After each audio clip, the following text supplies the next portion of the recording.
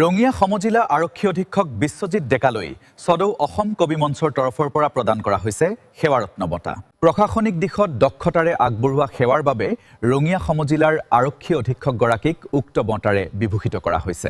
আজি অসমৰ অন্যতম শিক্ষানুষ্ঠান ৰঙিয়া মহাবিদ্যালয়ৰ প্ৰেক্ষাগৃহত অনুষ্ঠিত গাম্ভীৰ্যপূৰ্ণ অনুষ্ঠানত এই বঁটা প্ৰদান কৰা হয়। হয়, আজি খুব ভাল লাগিল। সদৌ অসম কবি মঞ্চ আৰু প্ৰয়াত সন্দীপ কলিতা নেশৰ উদ্যোগত ৰঙিয়া মহাবিদ্যালয়ৰ প্ৰেক্ষাগৃহত তেখেতসকলে এখনি সম্বৰ্ধনা অনুষ্ঠানৰ আয়োজন কৰিছিলে।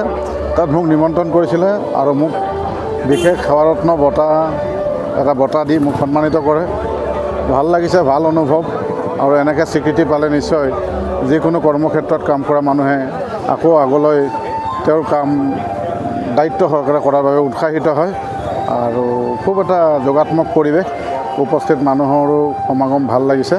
সকলোৰে শুভেচ্ছা পাইছোঁ, সকলোলৈ আশ্বাস দিছোঁ আমি আমাৰ নিজৰ কামৰ মাজেৰে আকৌ ৰাইজৰ মাজলৈ কেনেকৈ আগুৱাই যাব পাৰোঁ তাৰ বাবে চেষ্টা ৰাখিম।